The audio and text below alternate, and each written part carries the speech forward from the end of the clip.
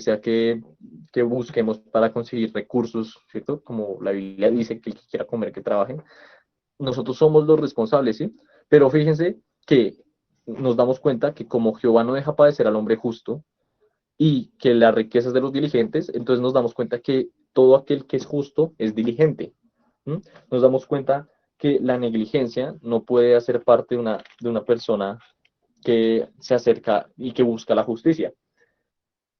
No, yo no, me parece interesante, Dios dice, yo no dejo padecer hambre al justo, porque el justo, si es justo, no es negligente, ¿no? Entonces, nuevamente, eso pues, son también consejos como prácticos y reales de la vida real, ¿no? Que nos llevan a aplicarnos a nuestra vida diaria, de realmente preocuparnos por pensar no es pensar en el dinero, de hecho ahorita vamos a hablar de algo muy interesante acerca del dinero, pero sí es darnos cuenta que tenemos una responsabilidad por nuestra economía, ¿no? Entonces pues ya cada uno pregunte de qué está haciendo por su economía. Pablo trabajaba, de hecho, pero bueno, ese sería otro tema interesante que podríamos hablar más adelante. Luego, el versículo 5. El versículo 5 dice, bueno, Alex comentó algo ahí. Dice, hay que esforzarse para alcanzar nuestras metas. Dios nos ayuda, pero debe trabajar. Pero se debe trabajar. Pero se debe trabajar, exacto. Me recuerda... No, Cami. Mapa dijo, yo creo que aunque Dios actúa por nosotros, a él le gusta trabajar con nosotros. Sí, sí, exacto. Va justamente por ahí, porque fíjense que está diciendo que de él viene la provisión, por lo tanto, él no está fuera, pero nosotros somos los que trabajamos, pero con la ayuda de él, ¿no? Entonces, sí, me gusta ese análisis de mapa también. O sea, realmente no se trata tampoco que lo hagamos solos, se trata de que nosotros entendamos nuestra responsabilidad, que él nos ayuda, ¿no? Entonces, el versículo 5 dice, el que recoge en el verano es hombre entendido, el que duerme en el tiempo de la siega es hijo que avergüenza. Nuevamente nos lo enfoca tanto en el sentido económico, pues como pensar qué vamos a hacer, y al mismo tiempo por nuestros padres, de ser orgullo para nuestros padres, en cuanto a las cosas que hagamos, en cuanto a trabajar, en cuanto a nuestros sueños, nuestros proyectos. Fíjense que Dios no está en contra de todo eso. Y el versículo 6 dice, hay bendiciones sobre la cabeza del justo, pero violencia cubrirá la boca de los impíos.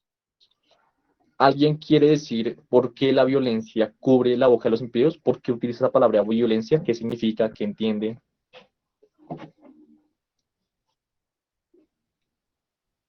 Bueno, mientras la persona que va a hablar va pensando, Alex, Alex dijo algo. Mm, hay ejemplos en la palabra con las hormigas, que ellas no descansan, siempre están constantes buscando su sustento. Así mismo debemos ser nosotros, constantes en la búsqueda de nuestros sueños. O sea, sí, exactamente. Lo hablamos hace como 2 capítulos cuando hablamos de la hormiga y hablamos de cómo realmente a Dios no le gusta que perdamos el tiempo. Obviamente tenemos nuestros tiempos de descanso, pero pues no puede ser algo común en nuestra vida, ¿no? Bueno, alguien va a decir que entendió la violencia, repito el versículo. Violencia cubrirá la boca de los impíos.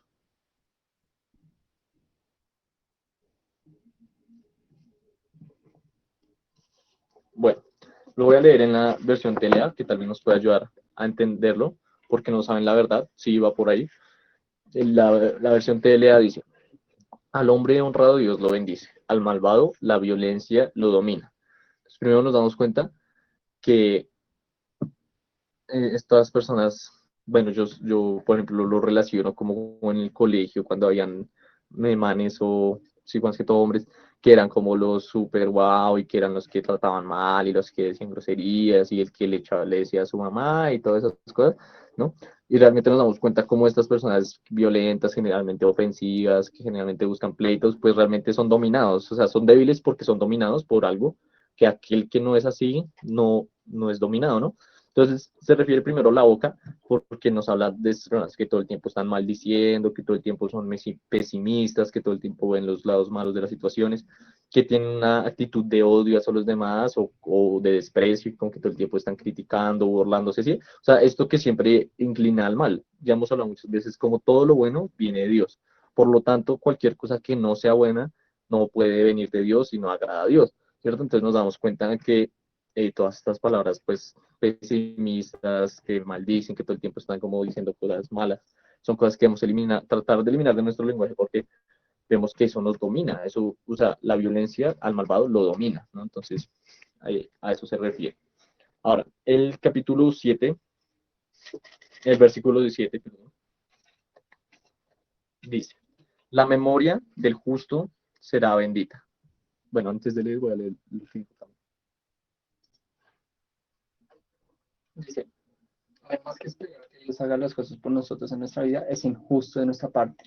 Lo mínimo que podemos hacer por nosotros mismos es tratar de progresar, pues Dios ya hace demasiado por nosotros todo el tiempo y ni siquiera nos vamos a pensar que Él no nos debe nada a nosotros, sino al contrario. Sí, o sea, es como irónico porque al final el único que no debería hacer nada, que es Dios, el único que no debería hacer nada, al final es el que más hace por nosotros, ¿no? O sea, cuántas veces Él se preocupa más por nosotros, pero que nosotros mismos nos preocupamos por nosotros, ¿no? Y el simple hecho de que aún aunque Él no tuviera que hacer todo eso que dice Cami, aún así nos diga como háganle, porque yo no dejaré padecer hambre al justo, pues es realmente impresionante y realmente es muy difícil de poder llegar a entenderlo en su totalidad. Ahora sí, vamos con el versículo 7. La memoria del justo será bendita, mas el nombre de los impíos se pudrirá, ¿no? Entonces lo voy a repetir otra vez. La memoria del justo será bendita, mas el nombre de los impíos se pudrirá. Entonces me parece chévere nuevamente. Santi subió ayer una reflexión donde hablaba de que es necesario que nosotros menguemos para que él crezca, pero nos damos cuenta que aún así eso no quita el hecho de que Dios también nos exalta y nos ayuda a hallar gracia ante los demás, a tener un buen nombre, porque así glorificamos a Dios. Mateo 26:13 dice, les aseguro que en cualquier lugar donde se anuncien las buenas noticias de Dios, se contará lo que hizo esta mujer y se guardará la memoria de ella, ¿no? Entonces, prácticamente lo que nos está hablando es cómo nosotros podemos volvernos como íconos o como referencias para glorificar a Dios, ¿sí? O sea, como personas que le dan la gloria a Dios por las cosas buenas que hacen, porque realmente hemos sido llamados a tener un buen nombre, o sea, a que nos conozcan por cosas buenas, ¿no? Y Liz nos hablaba en la enseñanza pasada acerca de cómo nosotros debemos dejar huella en la sociedad, en nuestros amigos, en la familia, o sea, cómo nosotros debemos marcar esa distinción, ¿cierto? Y eso es lo que cumple lo que dice el versículo, que nuestra memoria será bendita, ¿sí? O sea, que como que tendremos un buen nombre y vamos a dejar un legado, por decirlo así, un legado que glorifica a Dios nuevamente, no se trata de exaltar nuestro nombre, sino a Dios. Pero el nombre de los impíos se pudrirá, ¿no? El sabio de corazón, versículo 8. El sabio de corazón recibirá los mandamientos, mas el necio de labios caerá. Aquí el versículo es claro. Si somos sabios, escuchamos los mandamientos. Versículo 9. El que camina en integridad anda confiado, mas el que pervierte sus caminos será quebrantado. El que camina en integridad anda confiado. Entonces nos damos cuenta de la tranquilidad, la paz, la confianza, la seguridad que trae caminar en integridad. Es como el dicho que dice, el que nada debe, nada teme. ¿Sí? Prácticamente podrá estar tranquilo alguien que trae su conciencia cargada de crímenes cometidos, podrá estar, o sea, hay que estar muy loco para en serio haber hecho, no sé, literalmente en la vida como haber matado, robado, no sé, haber hecho cosas malas y poder vivir sus días tranquilo, sabiendo que hizo daño a personas, ¿no? Realmente, pues no es propio de una persona normal, ¿no? Entonces, fíjense nuevamente, son consejos que el mundo quiere. O sea, yo siempre he dicho que al final el mundo quiere lo que Dios da, pero el mundo quiere eso a su manera y así no funciona, ¿no? Entonces la gente quiere paz, la gente quiere tranquilidad, la gente quiere sentirse tranquila consigo misma, pero no se da cuenta que la forma en que lo hace es cegándose ante la realidad y construyendo sus propias ideas para estar tranquilo dentro de sí mismo, cuando la realidad que nos dice Dios es que para estar así tranquilo tiene que andar en integridad o si no, no se va a sentir tranquilo, ¿no? Entonces me parece muy chévere como al final los deseos bondadosos y morales del ser humano van en línea con lo que Dios dice y cuando se excluye a Dios es cuando se empieza a corromper estas cosas que todos queremos ser felices. ¿Sí? A una persona que trata de estar así como toda depresiva por apariencia o algo así, realmente está buscando su satisfacción porque así se siente él como él quiere y realmente al final todos buscamos ese bienestar, esa estabilidad. El versículo 9 concluye, más el que pervierte sus caminos será quebrantado. El versículo 10. El que guiña el ojo acarrea tristeza, y el necio de labios será castigado. No voy a hablar todavía de ese necio labios porque ahorita nos va a hablar un poquito más de eso, aunque se relaciona mucho con lo que acabamos de decir, pues de no estar todo el tiempo siendo pesimistas, todo el tiempo hablando mal, todo el tiempo con groserías, esa clase de cosas. El versículo 11 dice, manantial de vida es la boca del justo, pero violencia cubrirá la boca de los impíos. Ah, sí, pensé que me había saltado, pero no, es que dice lo mismo que el versículo 6. Entonces nos damos cuenta que hay dos opciones. O nuestras palabras producen vida o nuestras palabras producen muerte, ¿no? Entonces yo a veces he hablado esto con personas que no son cristianas o que no creen en Dios o algo así, donde siempre pongo estas dos opciones, o agrada a Dios o no agrada a Dios, o está con Dios o no está con Dios, ¿no? Y a veces esto choca porque cuando una persona no está segura si está con Dios, la única opción que le queda, de acuerdo a lo que estoy diciendo, entonces estoy en contra de Dios. Y algunos dicen, no, es que tampoco estoy en contra, y creen que están en medio, pero nos damos cuenta que ni siquiera hay un medio, en una parte neutral, o sea, al final te inclinas por una de las dos opciones y alguna de las dos opciones estás haciendo mejor que la otra, ¿no? Entonces vemos que esto es para que cada uno lo reflexione. Mis palabras están produciendo vida en mi familia o están produciendo muerte. Obviamente estamos hablando de metáforas. Estoy trayendo paz, estoy trayendo alegría, estoy trayendo soluciones, estoy trayendo comentarios positivos, comentarios de halagar, o sea, sí, esa clase de cosas que realmente provienen del amor, ¿no? Aún palabras honestas, sinceras de esto no me gusta, eso trae vida porque trae corrección, trae exhortación, ¿no? Entonces, nuestras palabras tienen esas dos opciones, nuestras palabras pueden ser manantiales de vida, ¿no? Y es lo que hizo Jesús. O sea, Jesús trajo paz, trajo esperanza, trajo amor, piedad, justicia, ayuda, ¿no? Y nos está haciendo esa misma invitación a que nuestras palabras produzcan vida en los demás, ¿sí? Porque al final, ¿produzcan vida en quién? En nosotros nos supone que esta persona ya tiene la vida de Dios y para Dios no, es para los demás, ¿no? Entonces vemos que gran parte de lo que nos dice la Biblia y gran parte de las razones por las cuales Dios nos creó tiene que ver con las relaciones que tenemos con los demás, ¿no? De amar al mundo como Jesús nos amó a nosotros. Y eso es una tarea, no, yo creo que ninguna persona, por más que haga un súper esfuerzo, nunca va a lograr en su plenitud porque Jesús dio la vida por nosotros, ¿no? Entonces, nuevamente, nuestras palabras o producen vida o producen muerte. El versículo 12 dice, yo, la sabiduría, habito con la cordura y hallo la ciencia de los consejos, ¿no? Entonces, nuevamente, es claro, nos está hablando de ser sabio, es escuchar los consejos, ser sabio es estar pues, dentro de la cordura, dentro de la razón. El versículo 13, el temor de Jehová es aborrecer al mal. No, me perdí, sí, con razón. Perdón, vamos en el versículo. ¿Qué me perdí? Sí, ya, sí, está perdido. Ya el versículo 12. Ya, estamos capítulo 10, versículo 12. El odio despierta rencillas, pero el amor cubrirá todas las faltas. Este versículo me puso a reflexionar mucho y me gusta cómo es tan real y cercano a lo que vivimos, ¿no?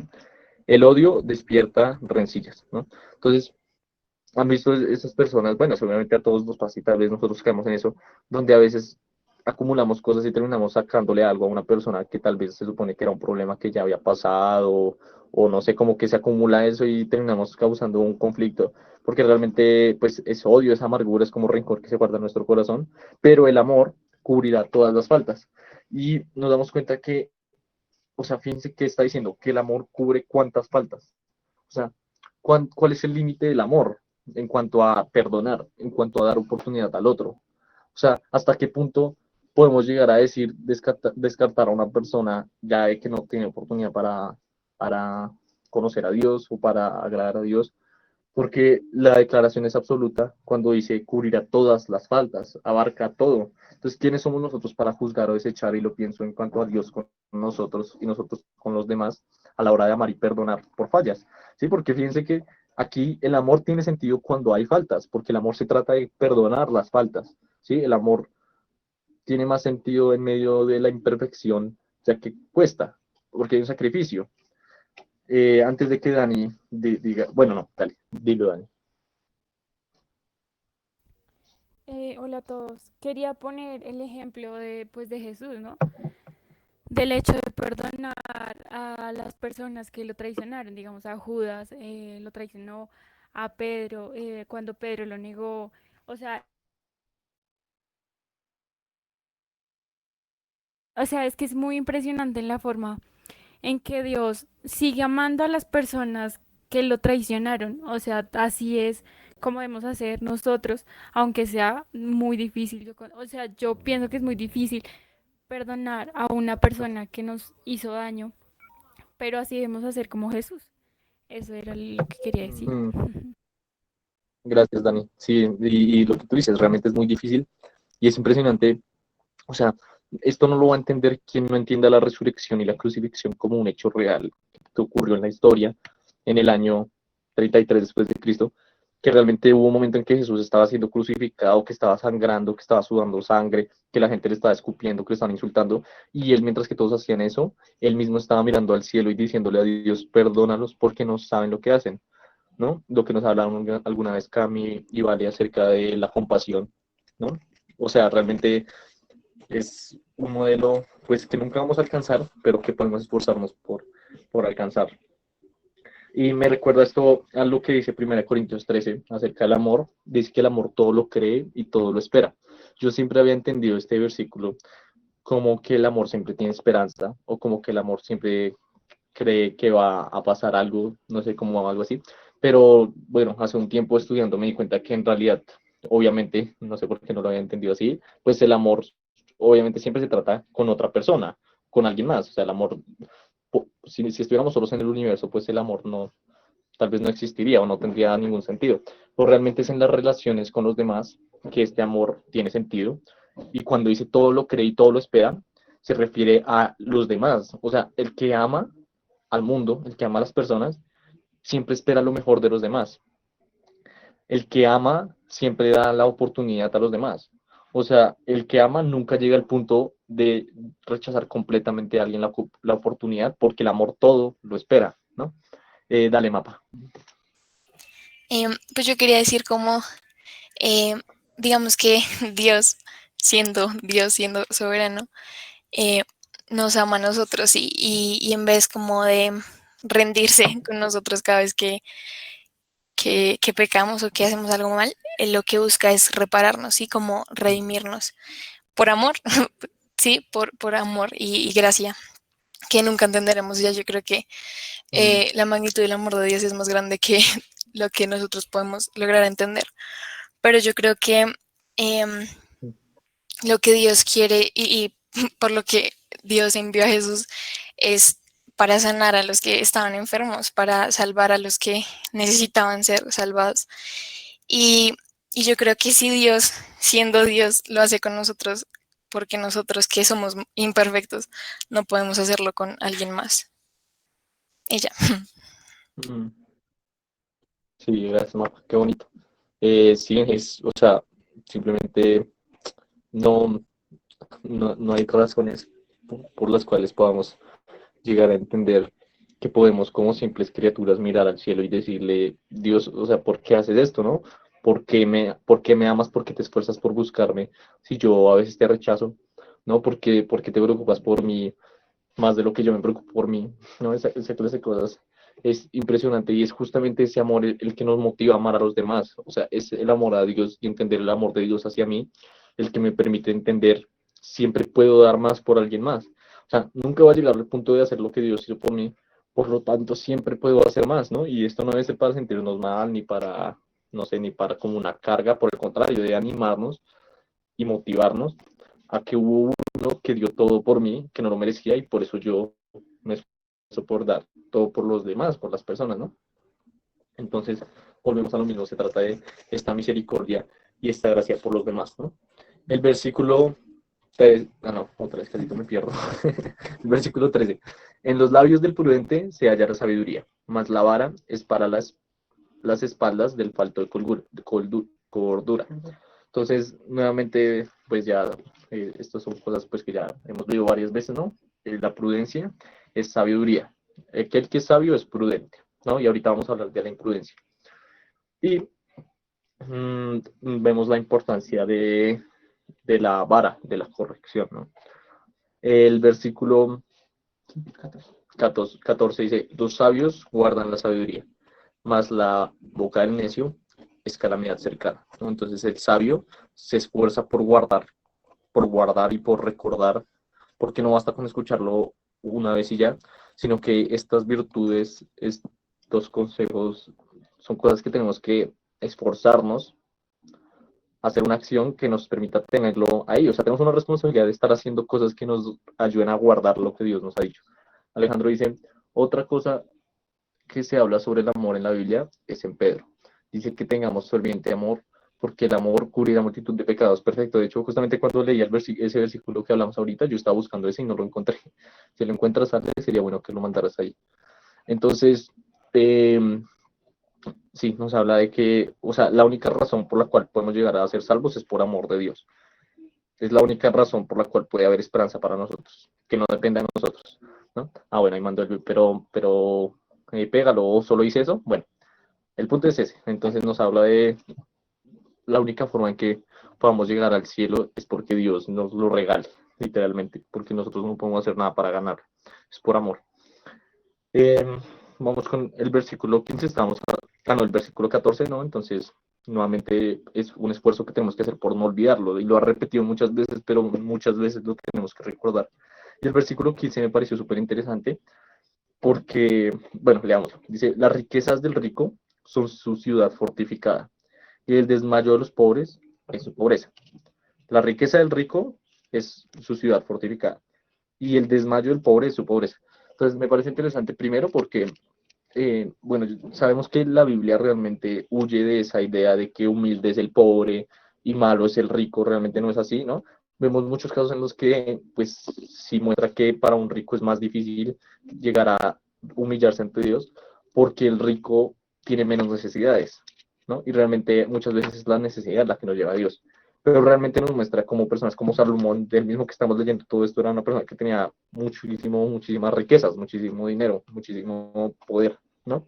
Entonces me parece bien interesante que aquí no pone como malos a los ricos y buenos a los pobres, o al revés, sino que aquí muestra que de las dos condiciones tú puedes estar desagradando a Dios. Entonces está igual de mal cualquiera de las dos posturas. Está igual de mal ser un rico que es fortificado solo por sus riquezas, es decir, que el fundamento de él es el dinero, y está igual de mal el pobre que es desmayado por su pobreza. ¿Por qué? Porque en ambos casos el dinero es el Dios de esas personas.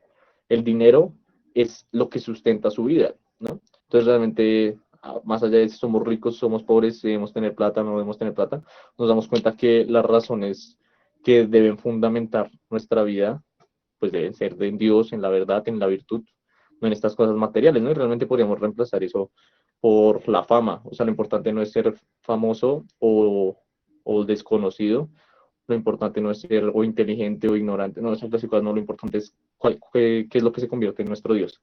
Sí, hágale, Mario. Ok, hola, ¿me escuchan? Espero que sí. Bueno, yo lo que quería decir era que siempre había visto la postura de que pues el rico estaba como más apartado de Dios, justamente porque pues sentía amor por el dinero, pero nunca había escuchado sobre el pobre, que justamente, ¿cuál fue la palabra que usted dijo? Que se desmaya por su pobreza. Igualmente lo mismo, ¿no? Porque los dos están básicamente en el mismo espectro de que pues si el pobre se siente desmayado por su pobreza es porque le está afectando su vida directamente. En cambio, yo creo que cualquiera de los dos se puede acercar a Dios de la misma manera, no importa que no viva toda su vida siendo pobre, o el rico viva toda su vida siendo rico, ¿sí? A lo que me refiero es que la vida como espiritual de la gente, sino más bien ser como un plus simplemente, ¿no?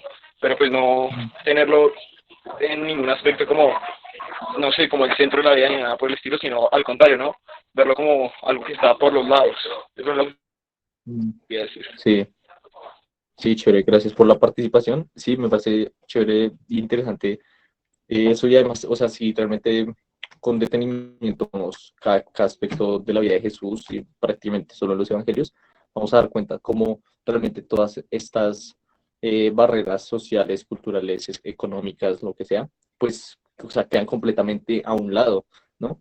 Realmente, de hecho, una de las razones por las cuales, bueno, creo que ya había hablado de esto, cómo fue el cristianismo históricamente uno de los factores principales en esa cultura oriental para restituir el valor de la mujer, ¿no? Desde el simple hecho de que fueron mujeres las testigos de ver primero a Jesús resucitado, cuando en esa época el valor de la mujer no servía para nada, literalmente, ¿no? Entonces, ver cómo realmente es Jesús quien viene a quitar estas clases sociales, es Jesús el mismo que dice, venga, yo soy el Hijo de Dios y yo vengo en un burrito, ¿no? Siempre me da risa cuando pienso en eso. Entonces me parece muy, muy bonito, porque realmente nos damos cuenta que eso hace parte de la vanidad y las cosas que no tienen sentido, y que debatir esa clase de cosas, pues a veces es como muy tonto, ¿no? Pero bueno, entonces la conclusión de esta es que lo importante no es si somos ricos o pobres, lo importante es que fundamenta nuestra vida. Y como dice Mario, esas son cosas que rodean, pero que no son como el núcleo, lo importante. Ahora, el versículo 16. ¿No? Así. La obra del justo es para vida, mas el fruto del impío es para pecado, ¿no? Volvemos a lo mismo. ¿Qué está produciendo nuestros actos? Si no estamos haciendo nada en nuestro día a día, lo único que estamos produciendo es pecado, pues no estamos produciendo vida, no estamos produciendo esperanza para las personas, no estamos produciendo esperanza para nuestra familia, ¿no? Entonces realmente volvemos a lo mismo de todo el tiempo tenemos que pensar eso, o sea, ¿qué estoy haciendo yo? Porque si no estoy haciendo algo para que mis obras sean para vida, para bendición de los demás, para bendecir a Dios, para mi propio crecimiento espiritual, pues entonces simplemente me estoy acercando más y más a la muerte que trae el pecado, que trae la maldad. Ahora, el versículo 17 dice, camino a la vida es guardar la instrucción, mas el que obedece al consejo es sabio. Volvemos a lo mismo, pues estos son esos versículos que son muy claros por sí mismos. Pues el que es sabio, escucha. El que es sabio es escuchar los consejos. Versículo 16. De aquí en adelante ya se hacen un poquito más sencillos, porque pues ya son como refranes, entonces los voy a ir leyendo rápido y voy a solo hacer como 3 acotaciones. Versículo 16. El necio al punto da a conocer su ira, mas al que no hace caso de la injuria es prudente. Sí, o sea, ¿cómo? El 16. No. Ah, sí, pero. No. La obra del justo es para vida. Sí. Antes. O sea, ¿cuál sigue? Sí, el 17. Sí.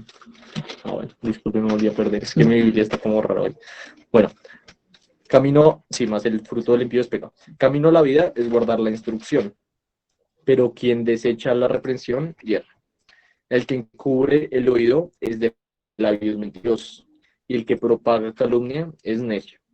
En las muchas palabras falta el pecado, mas el que refrena sus labios es prudente. Y esto es lo que me refería ahorita cuando iba a hablar de la prudencia. Fíjense que dice, en las muchas palabras, el que habla mucho es que el que se esfuerza por estarse mostrando mucho y por ser imprudente y que no sabe tener dominio de sí mismo, es más propenso a caer en pecado, caer en el mal. Mientras que aquel que refrena sus labios es prudente. Entonces nos damos cuenta cómo la sabiduría, que es prudencia, lo dijimos ahorita, también es dominio propio, porque la prudencia requiere dominio propio, ¿no? Entonces, no sé si, pues yo creo que sí, todos conocemos a esas personas que, o tal vez son nosotros mismas, a veces que son como muy imprudentes y que dicen cosas, a veces que uno dice, pero ¿por qué dice esas cosas? Como que no lo piensa, y que pueden pasar por groseras sin quererlo, ¿no? Personas que tal vez dicen muchísimo la verdad, pero ya son como todas imprudentes y que no saben cómo saber cuándo tienen que callar. Entonces a veces dicen cosas que uno dice, no, pero esta persona, y que ellas mismas dicen, no, la verdad no pensé, no sé. Personas que terminan diciendo cosas que no querían decir, ¿no? Y que realmente eso se disfrazan de decir la verdad o de ser directas, cuando realmente lo único. Hace poco escuché algo muy interesante que decía que la grandeza de espíritu de una persona no se definía por los derechos que reclamaba, sino por los derechos que cedía. Es decir, grande en espíritu no es aquel que reclama lo que debe, no es aquel que es imprudente y todo el tiempo está exigiendo lo que sabe que merece, que seguramente es así. O sea, fíjense que Jesús nunca vino por lo que él merecía. En un principio Jesús merecía que todos lo sirvieran, y aún así él mismo dijo, no vine a que me sirvan, vine a servir, ¿no? Jesús tenía los derechos de que todos se arrodillaran y le lavaran los pies. Él era el Hijo de Dios. y aún así fue el que se arrodilló. Entonces, nuevamente, la grandeza de espíritu no se define por los derechos que reclamamos, sino por los derechos que cedemos, ¿no? Esta es la lucha y de hecho, esta es la plenitud del Hijo de Dios, del cristiano, que es capaz, ¿por qué? Porque una persona que todo el tiempo va a luchar por sus derechos, y ojo, no hay que llevarlo al extremo, ¿no? Y que no hay que pelear por los derechos, no es por ese lado. Simplemente es una persona que todo el tiempo está peleando por lo que creo, por lo que seguramente es verdad que merece o que necesita, o venga, no sé, mi papá tenía que hacer esto y no lo hizo, entonces yo porque mi mamá tenía que hacer esto y no lo hizo, o Santiago tenía que hacer esto y no lo hizo, yo por qué tengo que hacer esto, no. La grandeza de espíritu se define por aquel que va más allá, que cede esos derechos, ¿no? Y me parece muy bonito nuevamente la vida de Jesús. Entonces, nuevamente, aquel que es imprudente es más propenso a pecar, aquel que no tiene, pues, el dominio propio. Versículo 20. Plata escogida es la lengua del justo, mas el corazón de los impíos es como nada. Los labios del justo apacientan a muchos, mas los necios mueren por falta de entendimiento. Entonces, nos damos cuenta cómo nuestras palabras pueden ser ejemplo para personas, pueden ser guía, pueden ser de testimonio, pueden ser de gracia, ¿no? Podemos hacer lo que dice aquí, que es la lengua del justo, apacienta a muchos. Versículo 22. Las bendiciones de Jehová es la que enriquece. Perdón, la bendición de Jehová es la que enriquece y no añade tristeza con ello. El hacer maldad es como una diversión al insensato, mas la sabiduría recrea al hombre de entendimiento. Me parece muy chévere porque esa palabra recrea, pues la verdad no investigué qué decía en el griego, pero pues obviamente supongo que tiene que ver algo con recreo, ¿no? Y recreo pues sabemos que como en el colegio, bueno, aunque aquí no le decimos así, pero es como el descanso, como el recreo, ¿no? Entonces, fíjense cómo en un momento pone al mal como la diversión, en un sentido malo, porque aquel que peca todo el tiempo como diversión está mal, pero para que no se crea que servir a Dios es una vida anti-recreamiento, anti-recreación, anti-disfrute, anti-placer, nos incluye esta parte donde nos dice que, que la sabiduría recrea al hombre, ¿no? Entonces nuevamente vemos como ese disfrute y ese deleite que trae pues obedecer a Dios.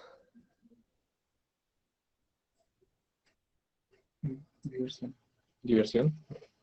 Es que el griego dice diversión. Bueno, ahora vamos con el versículo 24. Lo que el impío teme, eso le vendrá. O sea, el que no quiere caldo se le dan 2 tazas. Ese dicho lo sacaron de ahí. Pero a los justos les será dado lo que desean. Como pasa el torbellino, así el malo no permanece, mas el justo permanece para siempre. Como el vinagre a los dientes, como el humo a los ojos. Así es el perezoso a los que le mienten. El temor de Jehová aumentan los días, mas los años de los impíos serán acortados. Versículo 28. La esperanza de los justos es alegría, mas la esperanza de los impíos perecerá. Ahora, yo pregunto, ¿qué espera? Ya sabemos que es la esperanza de los justos, pues tiene que ser la esperanza en Dios, la esperanza en la justicia, la esperanza en la eternidad. Entonces, esta esperanza que lleva a los impíos a perecer, ¿qué esperanza puede ser? Es decir, ¿qué esperanza tiene una persona, hablando en estos términos como de espiritualidad, qué esperanza puede tener un impío? Si quieren, pueden escribir por el chat. ¿Qué esperanza tiene una persona que no tiene a Dios?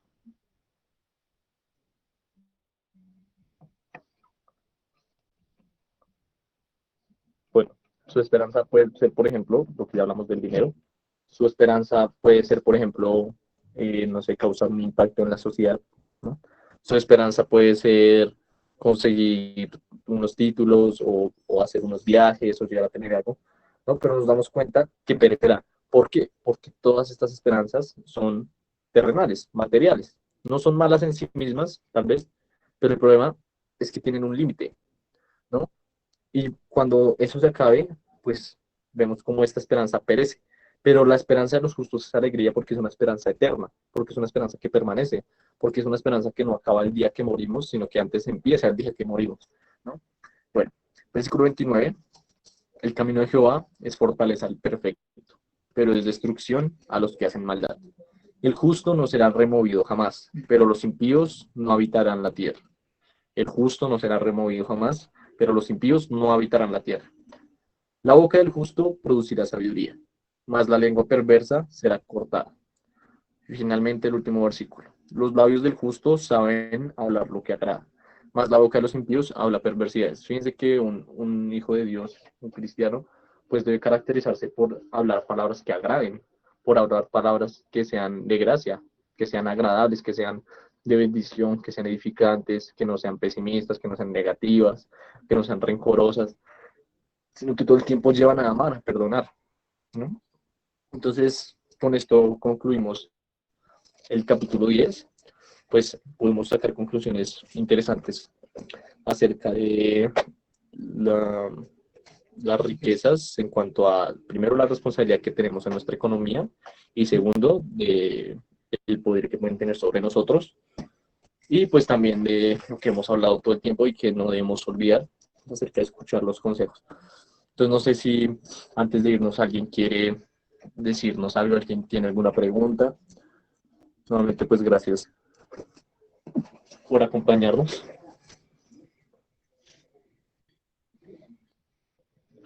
¿Algún aporte?